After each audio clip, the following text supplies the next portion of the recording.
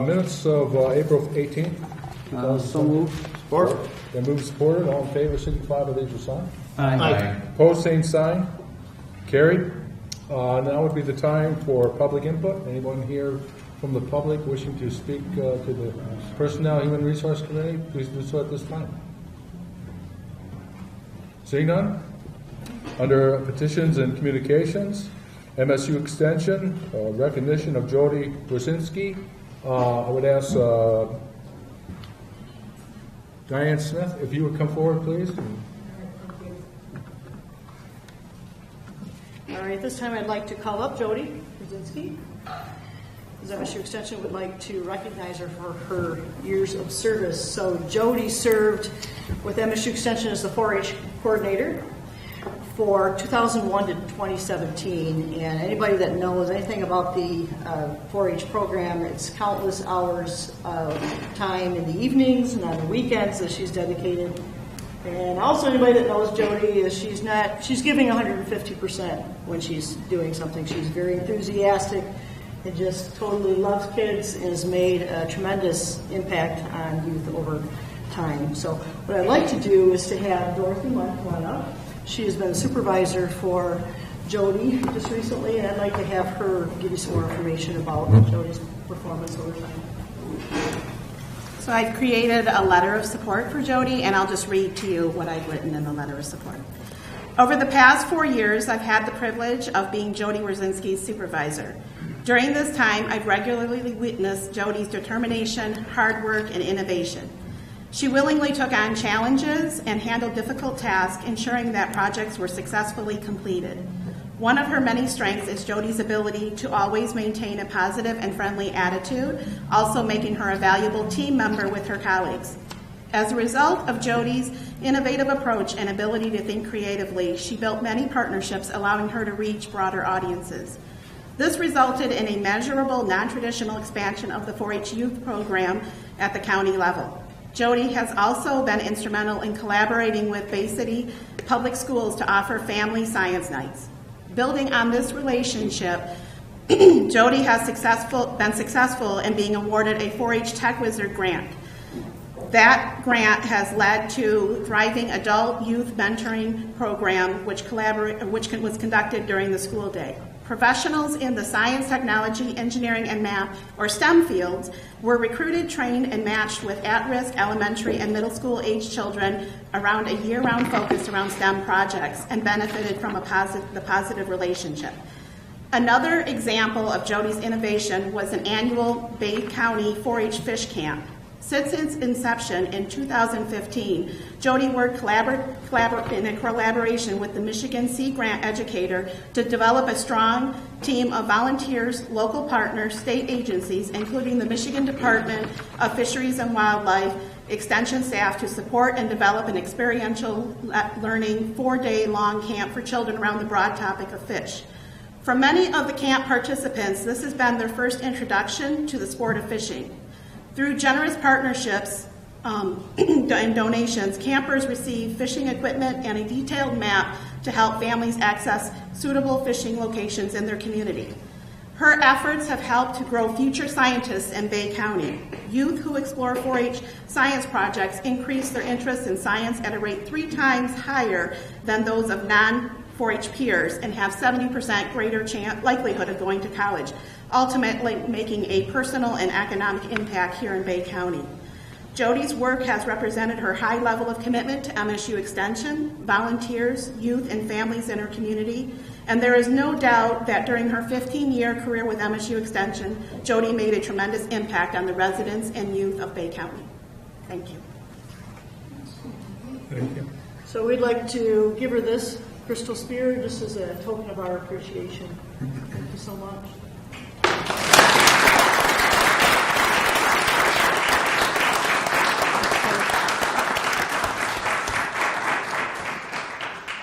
I'd like to invite Jodi to say something. Oh, now I like speech moment. My only thing is my past 15 years have been amazing with MSU Extension and all these awesome people. And I truly enjoy working with kids and adults and making the 4-H program stronger and MSU Extension stronger. I'm really excited to be in kind of a new challenge in my life, but I will miss my 4-H kids and the cool things that I've done. And I appreciate all the support over the years that the county's given on the many crazy ideas that I've come up with to expand the program, and supporting the Tech Wizards program is one of those things that you guys have done. And I just want to thank you. I will miss it, but I have little people that are involved in it as 4-H members. But thank you again. And I said to them, it's not a goodbye, it's just a new capacity that I'll be in. So I'm upstairs in ISD now, and so I look forward to that new challenge. But thank you.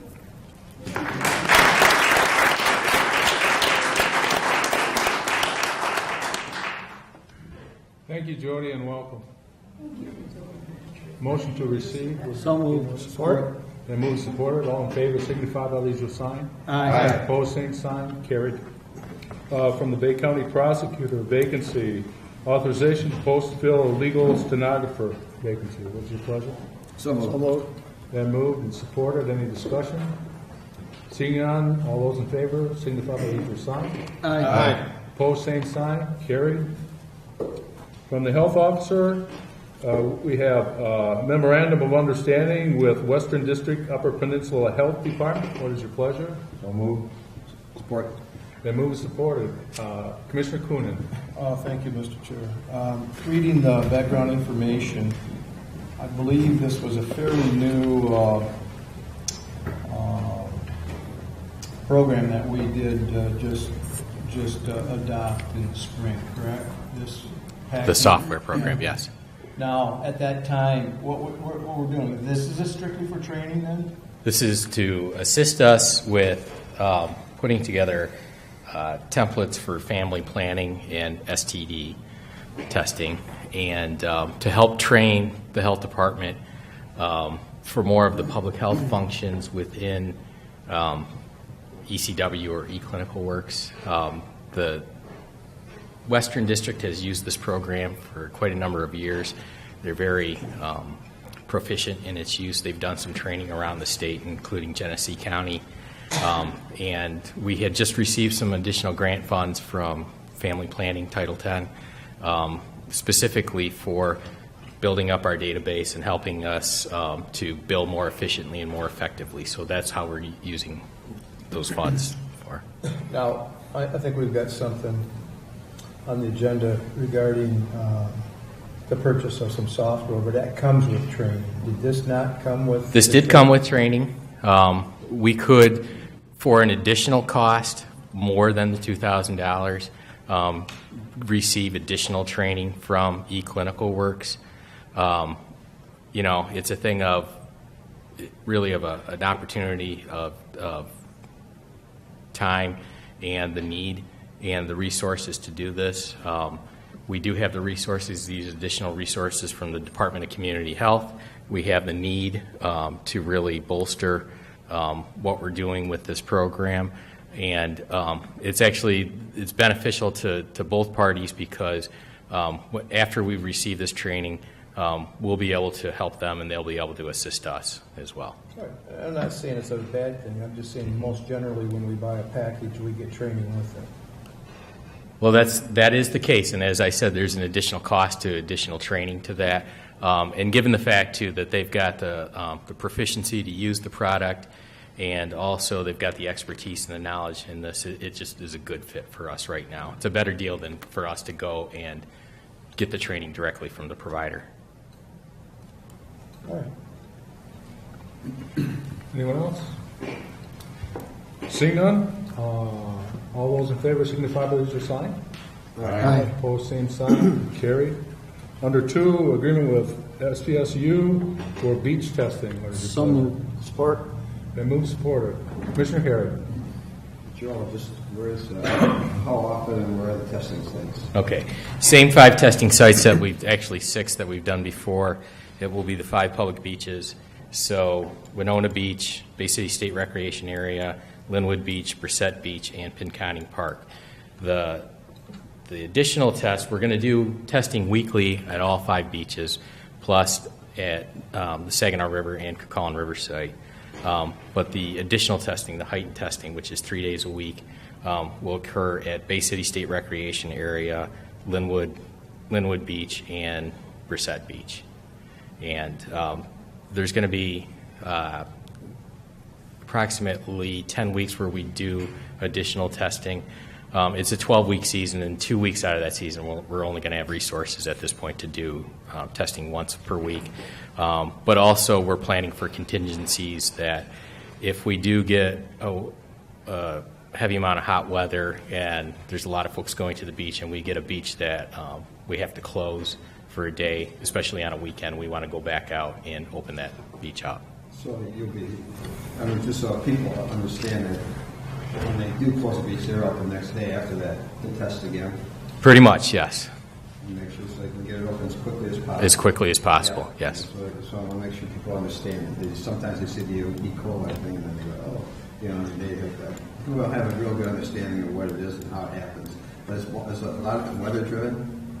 Yes, that is correct. What we find, typically, it's not so much the rain events as what we used to see. Now what we see is wind events that really stirs up the sediment in the bottom of the lake and of the beach areas. And so typically when we find that the sediment is stirred up when we sample that the E. coli, which naturally occurs in sediment, tends to be higher. People have a tendency to think the E. coli is like from human waste and things like that, but it's plant waste. There's a variety of things that E. coli comes from. And it's important to note that we're just testing generally for E. coli, not specific types like 0157, which is a virulent form that's normally found in things like hamburger and stool, human stool and things like that. This is just a general testing of E. coli. There's 1,000 different types. Thank you. Mr. Krieger. So, Joe, we do have closures, as we've just discussed, without rain events. Will they be kind of triggering in, especially when you get up in the Linwood Beach area, where we've got some pumping stations that are pulling water out of Tobico and farmland that may be pushing out into the bay? Well, that might be a cause, and I know that in the beach closing task force, we talked about doing some additional testing with SVSU, specifically around that drain area, to determine if that is a cause of I would think things. besides monitoring the beaches, looking for the source is probably just as valuable as being able to tell the public that it's safe to go in the bay today. Well, and that's something that we always strive to do. And every time that we go out and test a beach, we also do a pretty comprehensive overview of the surroundings. We note what the weather conditions are, if there's a lot of wildlife in the area, what how many people are on the beach. That can really affect the water quality too. Okay. Thank you. Anyone else? I have a question, Joe. As you said before, we can identify the sources. My understanding is that SVSU has been working on that for about 4 years. They have the ability now to test and find out what the source of the E. coli is. And if we don't know, it's hard to work on a problem if you're not sure what the problem is, whether it's animal or whether it's human or whatever. And so when might we expect that we're going to be out there testing so we can fix the problem? Well, just a note about source tracking. In the method that SVSU is employing for source tracking looks at the DNA of specific types of either mammals or warm-blooded animals. And it's typically not done in rapid succession like just the overall testing for E. coli in a beach. It takes quite a while to do that. We're anticipating that some of those tests are going to be starting to be completed this year, but it won't be done on the same day. If the anticipation is that if we have a high count of E. coli, that I will also say, and it's due to cow feces that has somehow made it into the beach area, that's not going to happen. But what will happen is that as they do these tests and they run the genetic analysis on that, they will be able to determine that, some of this is related to maybe bovine sources, maybe some of this percentage is related to equine sources or seagulls or things like that. Commissioner Lutz. So can each sample, I know you're generally checking for E. coli, but can that same sample be carried farther and actually develop what type of E. coli is from that sample? Can those tests be done? Not necessarily Like if it's a more virulent strain. thing, but use that same sample because you've already collected the sample, and that be used to do some of this tracking down the road. Well, in essence, that is what the source tracking is all about. But whether or not that it can type a certain strain of E. coli, like for example 0157. No, it can't. I mean, what we're looking to do here generally is just determine the number of colonies of E. coli. And the reason why they use E. coli, too, it's important to note, is because that is a good indicator of overall gastrointestinal illness that can be related to recreational beach waters. It's not the best thing, and it also, we're not looking for viruses and other types of pathogens. Now, it's important to note, too, that the Michigan Department of Environmental Quality will also be starting to do some of their testing for the algae in the water, the harmful algae blooms. And if we do get indications that there are harmful algae blooms, we'll also put a public health advisory based on that. But that hasn't started yet. We haven't gotten any results. The results that we've got from last year seem to indicate that the levels were very low at our local beaches. Well, I think, Commissioner Ryder's talking about, we're closing things, but we want to know Why we're closing. Yes. And then once we know why we're closing, then we can search out farther the source of it, which means we have to move away from that big body of water to smaller bodies of water to get the source. And we have been working on that, especially in the Cucaulin River watershed. But the one thing that they found, Saginaw Valley's done quite a bit of extensive research, is that, like we've been saying, is that E. coli naturally occurs in the sediment, and it tends to incubate in the sediment as well. Now, generally over time, as it incubates, it becomes less virulent or less harmful to human life. It's everywhere. I mean, we could do tests all over this room and find E. coli. So, and in your backyard, especially if you've got a dog or a cat or something like that. I guess the best thing to remind everyone here is that it's a good indicator of overall gastrointestinal illness, and so the correlation between the two. Hopefully, at some point in some time, that we'll be actually running a battery of tests based on either human viruses, toxic algae blooms, toxic bacteria, and that'll be done in rapid succession so that we can tell people in real time the dangers, if there are any dangers, or tell people in real time that the beaches are clean and it's safe to come out. Mr. Durancheck. Thank you.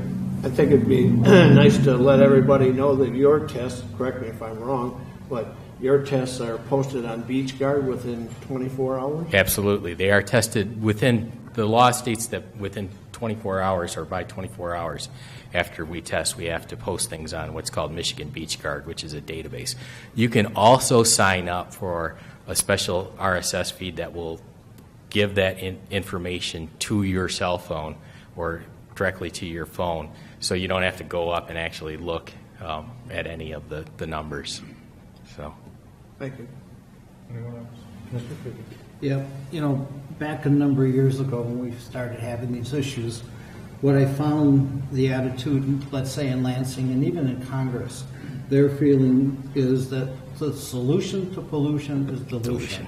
And we're very fortunate right now that our water table is up, and we've had some nice northeastern winds to keep stuff moving.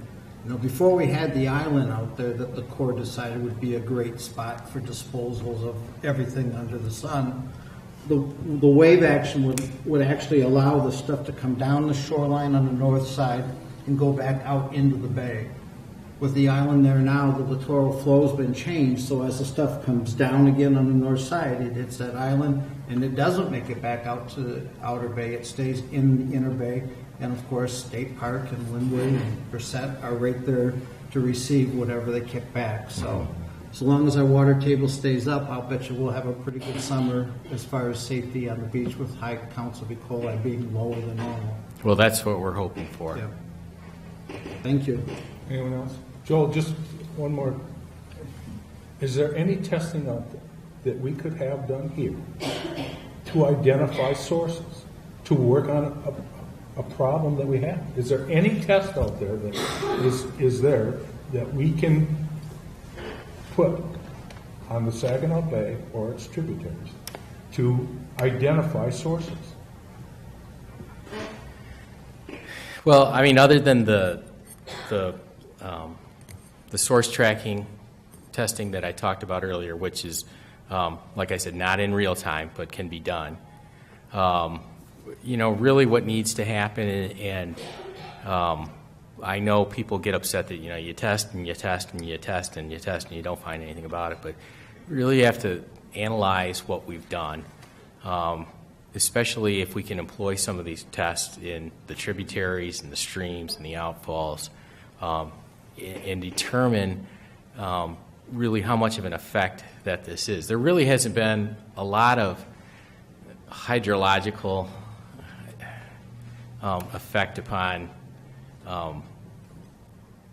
the bacteria in the waters around the Bay Area. I mean, that's one of the things that we've talked about in the beach closings task force. Now, one of the things that we've done a good job here, and I'm proud that we've done that, is we've done a good amount of testing, and we've given the folks on that committee a lot of good, hard information to work with. And, the key thing about this is that 97, 98% of the time the beaches are open. The bacteria levels are low enough. And this is with expanded testing as well. So, the one thing, too, that we have to remind a lot of folks is that it's not in real time yet, and quite often we're closing a beach down based on yesterday's information, but we need to get it to today's information. We need to find those sources as indicated. And the other thing that we need to do is develop a forecasting method, a good sustainable forecasting method, so that we can predict the safety in the beach waters, just like they predict the weather. I mean, it's never going to be 100%. There are always going to be factors that will influence it one way or another. But, to educate folks and residents and users of the waters around here would be a good strategy. Thank you, John. Commissioner Kuhn. Thank you, Mr. Chairman. I've been around here about 15 years, and I thought we knew that where the pollutants were coming from. A lot of them come from Colin, whether it's a CAFO facility or whether it is a septic field. So I think we understand where some of it's coming from anyway. I guess the solution is how do we address it? And how do we stop that from getting into the waterways? We're pretty good at the point sources where we know that specific outflow is contributing. Like Commissioner Krieger said, we're going to go back and take a look at the outflow near Linwood Beach just to make sure. We've tested that before, and it's come up negative. But we need to do more comprehensive testing of that. Now, those are non-point sources. The point sources would be the wastewater treatment plant, right? True. In many things, one of the things that we have to definitely take a look at, there's no CAFO on the Colin River, but there are definite places where you've got sources of bovine or equine activity of horses or cows running through or walking through the water and actually doing their business, right, for lack of a better term, in the water. And we need to determine whether or not that those actual sources are contaminating the beach. We also know that a lot of times the Colin doesn't flow out. It will actually receive water in from the bay. So it really, we're talking again about hydrological sources and how that influences the bacteria. We know for a fact, though, as I stated before, that the E. coli that we're testing is often directly related to the sediment in the beach area. So, Well, yeah, but it gets there somehow, and that's where we have to, I think that's where we know how it gets there. It just doesn't happen there. It comes in from a drain, a river, or wherever, from some other place. And whether it's, and I know you're working on the septic solutions, and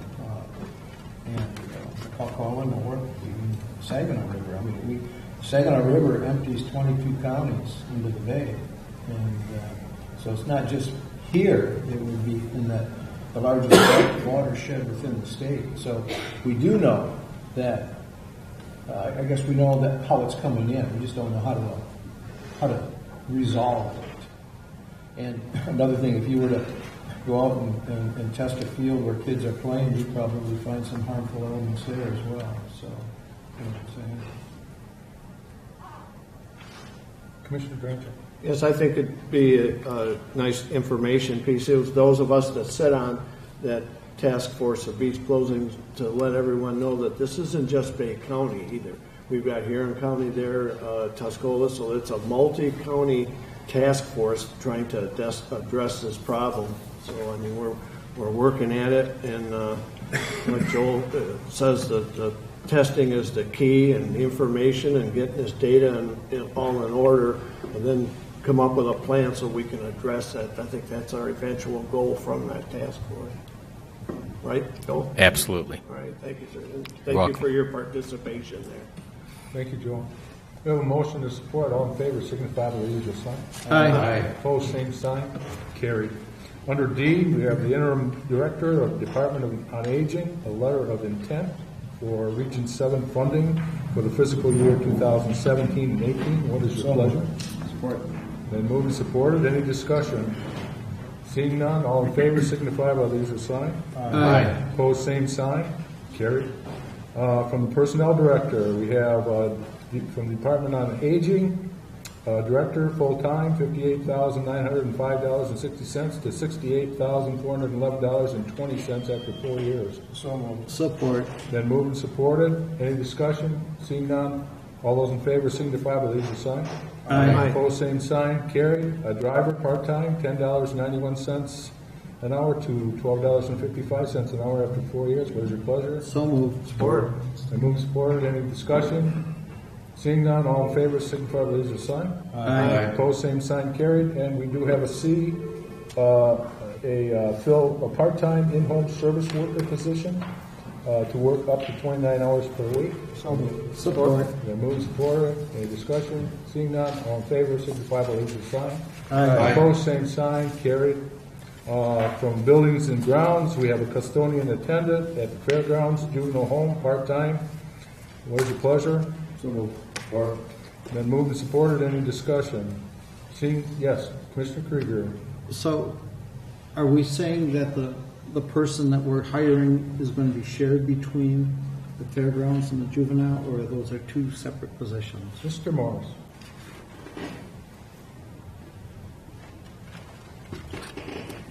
No, to answer your question, that would be one position, shared duties with the juvenile home and the fairgrounds, the canteen and the bathrooms at the fairgrounds. So if it's 40 hours a week, it's 20/20?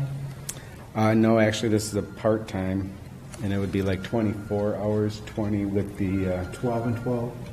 Well, basically, it was like more like 20 with the juvenile home and 4 hours at the canteen when needed. Okay. Okay. Any Thank you, questions John. or discussion? Seeing none, all those in favor signify by the usual sign. Aye. Opposed, same sign. Carried. Under, from 911, Central Dispatch, Supervisor, full-time. What is your pleasure? So moved. It's been moved and supported. Any discussion? Seeing none, all in favor signify by the usual sign. Aye. Opposed, same sign. Carried. From the Civic Arena, Adult League Coordinator. What is your pleasure? So moved. Support. Been moved and supported. Any discussion? Commissioner Krieger. Yeah. Kristen, just a quick question. Are we going to have two slabs or one slab of ice going through the summer for these programs? Just one. So the ice came out about 2 weeks ago to go back in middle of August. So we're down to one sheet for the summer, which is perfect for the amount of programming we do in the summer. Okay. Thank you. Any further questions or discussion? Seeing none, all in favor signify by raise your sign. Aye. Opposed, same sign. Carried. From the Health Department, screening technician. What's your pleasure? Support. Been moved and supported. Any discussion? Seeing none, all in favor signify by the usual sign. Aye. Opposed, same sign. Carried. Under referrals, we have County Clerk's request for 2 full-time temporary USWA TU06 positions. This has been referred from the April 18th, 2017 Personnel and Human Services Committee meeting. What is your pleasure?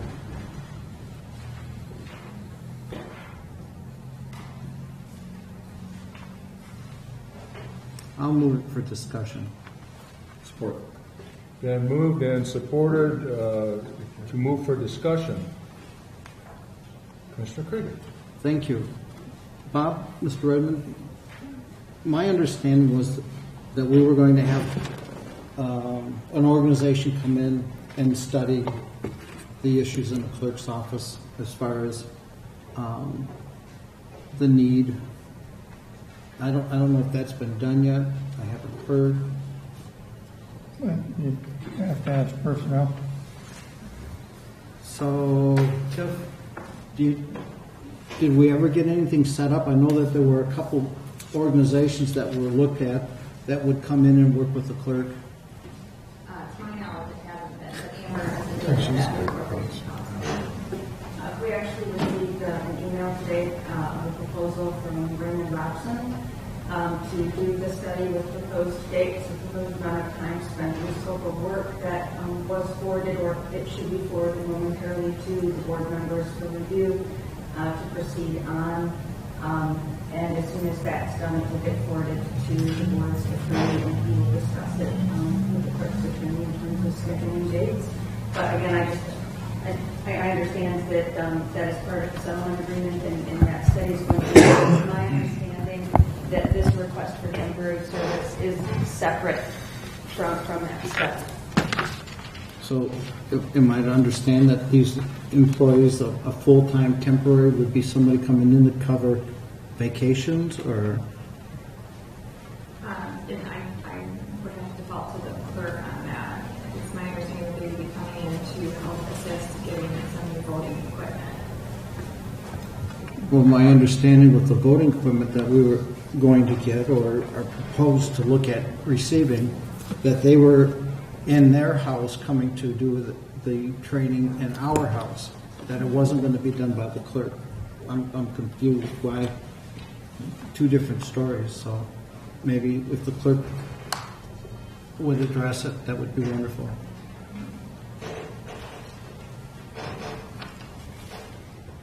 Thank you, Mr. Chair and Afternoon. Board. I appreciate you referring this matter to this point in time. We have been working on implementing a new voting system for Bay County since last summer, actually. Our local Bay County Clerk Association met with vendors who selected a vendor in September. We've been in negotiations with the vendor and the election vendor and the state of Michigan since that time to implement in Bay County, which has not been done since 2005. This is based on a state grant award where Bay County is going to receive over $450,000 worth of new voting equipment. So we're very excited about this project. You were generous enough to approve the grant agreement in April, which kept the ball rolling. We have all of our local jurisdictions on board and have been cooperating to meet the deadlines and requirements of the state of Michigan. And we are at a point in time where we are going to be receiving equipment. In fact, the city of Bay City, myself, and Essexville received our voting equipment today due to the fact that we have August elections. So we are on the fast track to implement for those jurisdictions having August elections, and they receive their equipment first. So we do have equipment in-house right now. And we are in a second phase of issuance, which will take care of the rest of our entire county. So our whole county will be receiving all of the voting equipment paid for primarily by the state of Michigan within the next week to 10 days. We are the only county in Michigan. We are the first county in Michigan to go countywide with new equipment. And so we worked very long and very hard to pull this project off. We have a number of deadlines that we have to meet. Once we get equipment, we have 10 days to test it. We have a certain number of other days for other steps of the process. This just is not an easy process to accomplish when you have to worry about the duties back at the office. Chief Deputy and myself will be out on the road. The company will train the clerks. The election company trains the clerks. So they will be training on June 5 and 6, where they will train our 20 local clerks, the township and city clerks.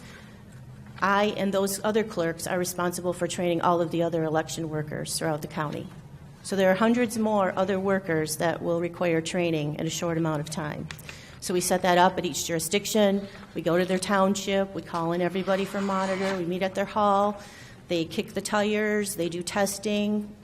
They get a hands-on training to know what they have to do for 2018, which is a significant election year.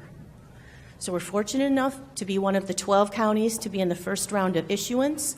We're fortunate that we will have time to train our workers and be familiar with it before 2018 gets here. Along with training our workers, where we're going out, Chief Deputy and I assisting with the training, we do a lot of community awareness. When we rolled out equipment last time, we went to the hospital and spent a day. We went to the Kroger store and spent a day. We went into the schools. We go to a number of places to demonstrate how this equipment will work. We're also required to attend another training for the software part of the project, which takes 5 to 7 days and will probably not be here in Bay County. The Chief Deputy and I will have to go somewhere else for that training, and we're looking at August for that. So there is justification for some additional staffing in my office for the short time that we will need to be conducting these functions. I also do have some money in the budget, about $3,500 that I can contribute toward the project. So the other matter is separate from this, and this is an immediate request, and I'd appreciate you approving that for this committee session and for the full board session to follow. That would be greatly appreciated. Commissioner Cooley. You brought up training on the software. Is that programming? That is. You're going to program? We're going to get the training. Have you programmed? We've programmed in the past.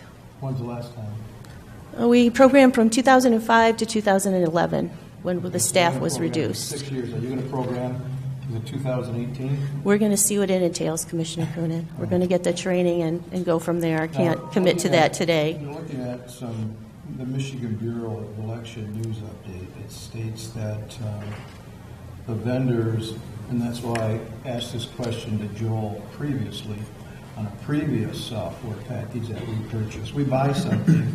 I don't know who negotiates these deals, but education or training should be involved in it.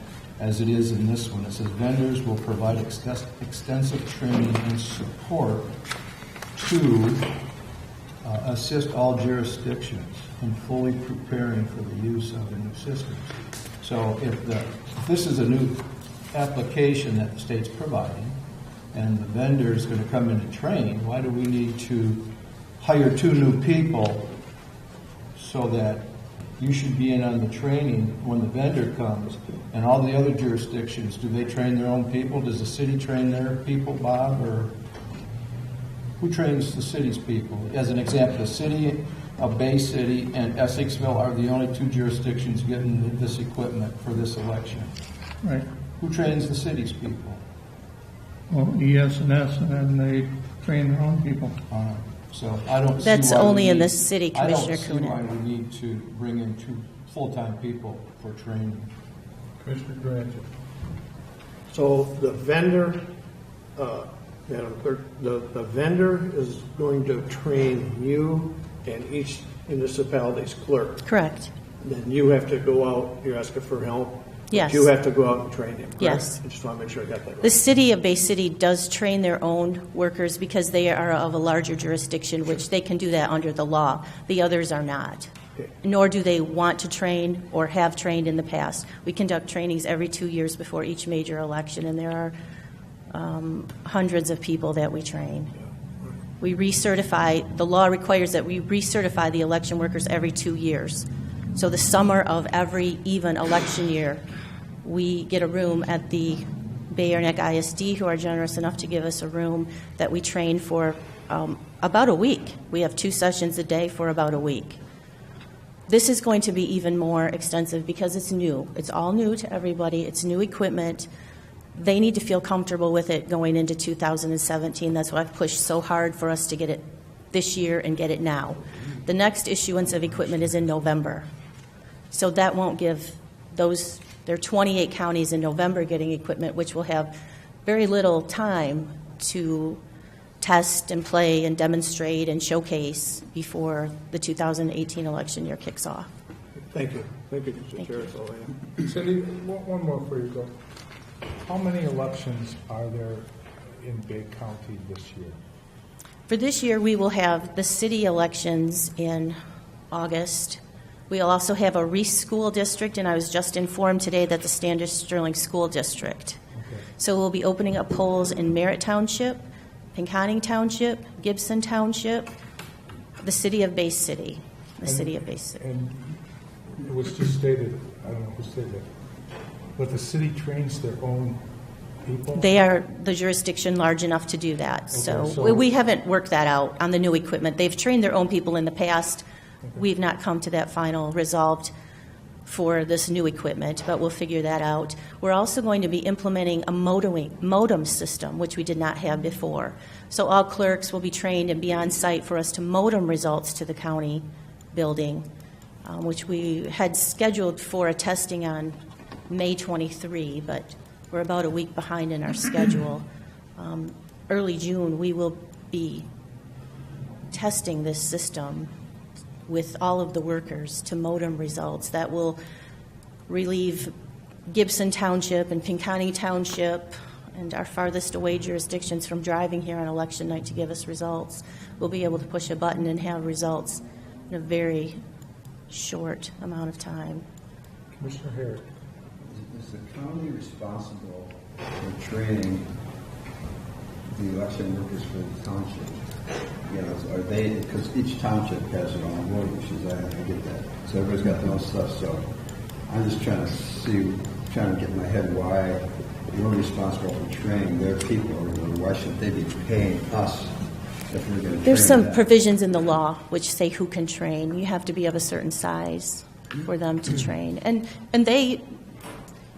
they'll do subsequent trainings too. They in addition to what we do. There's a lot of training involved in this whole system, and it's all new. So we want everybody to be comfortable with it. We want everybody to ready to go in 2018. You do not want a problem because the election workers aren't trained. I mean, and how long is this?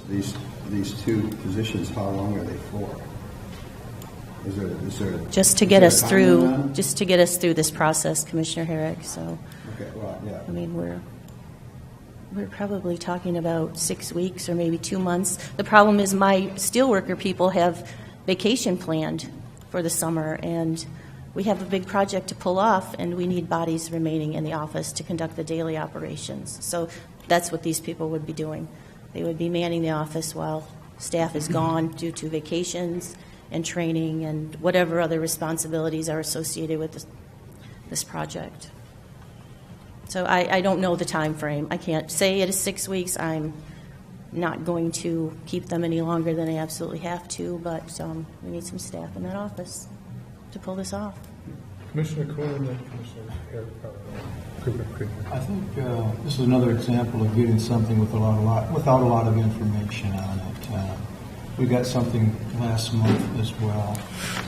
We should have been in contact with the city to find out if the city's going to train their own people in Essexville, if they're going to train their own people. They're providing us the training. I know you mentioned something about you had a week of extensive training. A week is one thing, 2 months is another for 2 people.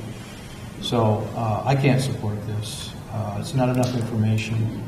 And I think it states right here that the vendor will extensively train those jurisdictions that they have to. In this election, you're going to have 2 jurisdictions, the city, who trains their own, and Essexville. So I'm not going to, to me, It's not specific enough. We're going to bring in 2 people full-time for how long?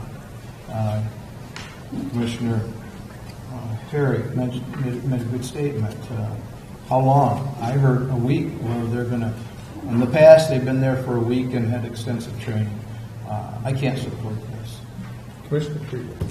Well, one of the questions that I asked early on was, were these employees going to cover vacations? And I think we've already had provisions made so that if someone was in trouble and needed somebody for that vacation time, that Tiff, you guys would make individuals available.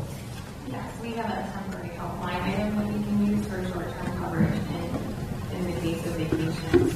I do just want to mention one thing is that the request states that they're full-time temporary USW 8 and U06 positions. They would not be covered by a union contract. Temporary positions are not covered by any union contract. So I just want to make that correction so that there's an understanding there. So if the clerk were to have a situation where she's going to be short a week, whether it's a vacation or sick time, we have provisions already in place to help cover that time. Okay, thank you. Commissioner Lutz. Yeah, if this went for 6 weeks, what would be the total cost to the council? Is 3,500 going to handle it, or is it? So I think in order to get a cost, we would need to assess how many hours a week the people will be working. So if they're under 29 hours a week, there's no health insurance costs associated with it. If they're over 29 hours a week, there can be health insurance costs associated with it. So in order to assess the cost, we would need to know a designated time frame and how many hours people will be working each week.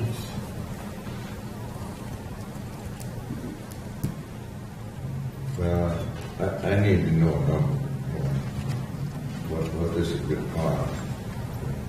That's we're in the business to control numbers and policy. So I need a harder number, like everybody else is saying. I think we need a little more information. Cindy, let me say that you want to try and move this forward today, or would you give us some time to get some answers? We need something approved today, whether it's a skilled worker, whether it's temporary, whether it's part-time, whatever you approve. We'll work with the parameters, but we need some staff. I'll move the question. Then we have a motion to and supported to refer to the full board. All those in favor signify. What are we doing? Referring it to, we have a board meeting after, right? Oh, okay. Yeah. Okay, so we'll go. What's the Let's third? do it. I'm assuming that this motion is that we were referring this to the board for their action, right? Yeah. Today's For this, yeah. Wasn't there a motion on the floor to approve this? No, just for This discussion. Just for discussion, all right. Okay. Okay, so any discussion on that? Seeing none, all in favor signify by the usual sign. Vote. Move it to our next meeting. Do we have a board meeting after this? I don't. We got to vote. We do though. have a board meeting after this, so. But we got to vote though. I think it was Commissioner Coonan, you made the motion, didn't you? For what? I just to call the question, to do something. Okay, well, that, Debate was over. Commissioner Krieger made a motion Yeah. Made a motion to move the topic for discussion. for discussion. Mr. Chairman? Yes. Yeah, I believe that Tiffany can come up with a number if that would be helpful to the commission. $4,200 for 29 hours a week for 6 weeks for 2 employees. And that would be wages. So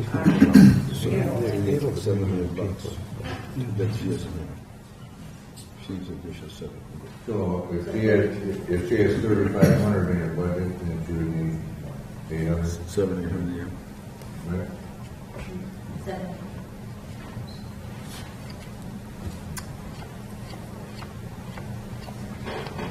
I don't think we can discuss this anymore if we move the question, right? And so you had one supporting it, and haven't voted yet.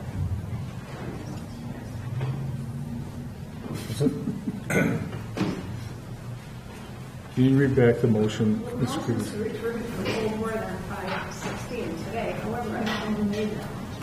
Commissioner Krieger did. For discussion. For discussion, he said. This motion was for discussion at this meeting, Okay. but you indicated there's a motion to refer it to the 5:16 board meeting. No, I was just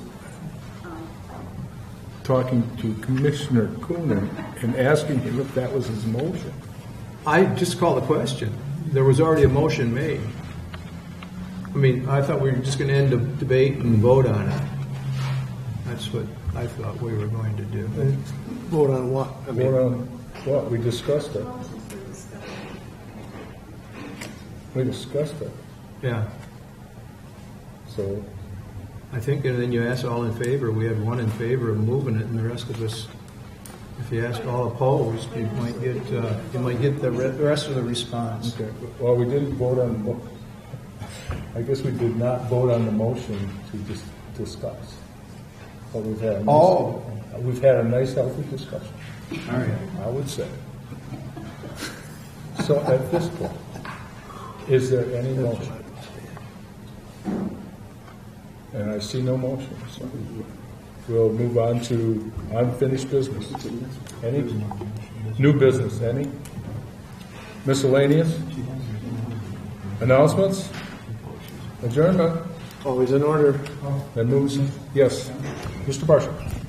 If I could, I'd like to make a statement that I'm pleased to announce that Nick Page, our Bay County TV technician, recently prepared for and received his certification to operate an unmanned aircraft. And if you're wondering what that is, that's in order to operate our new Bay CTV drone, which should arrive shortly. Nick recently successfully completed a complicated test through the United States Department of Transportation and the FAA, Federal Aviation Administration, and received his certification to operate the drone on behalf of Bay County. We look forward to seeing quality video provided by Nick and Bay CTV, our Bay CTV drone. Stay tuned for footage from the beach wellness events on June 24th for a bird's eye view of our beautiful State Park recreation area. I want to thank the Board of Commissioners for approving this equipment purchase, and on behalf of myself and the Bay CTV planning team led by Debbie Russell, we extend our congratulations to Nick and look forward to a lot of interesting footage in the future on Bay CTV, Nick. Thank you.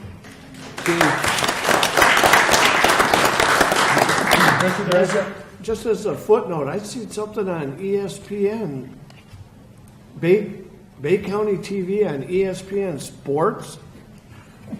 Good job, guys. I mean, it's not every day you see that, so I mean, great job. Thank you. We have a motion to adjourn. Always in order.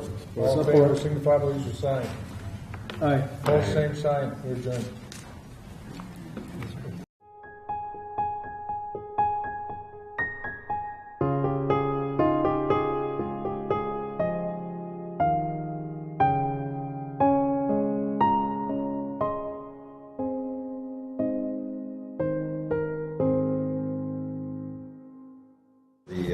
Bay County Commission's special meeting, added meeting on Tuesday, May 16th, 2017.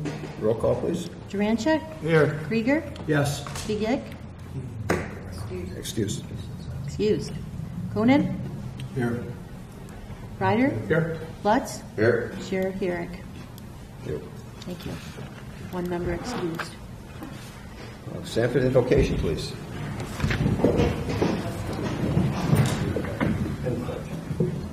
Lord God, the strength of all who put their trust in you, we ask that you will bless the session of the Board of Commissioners this day, that you will lead and guide this board in the decisions made so that all citizens in this community will benefit. In your holy name we ask this. Amen.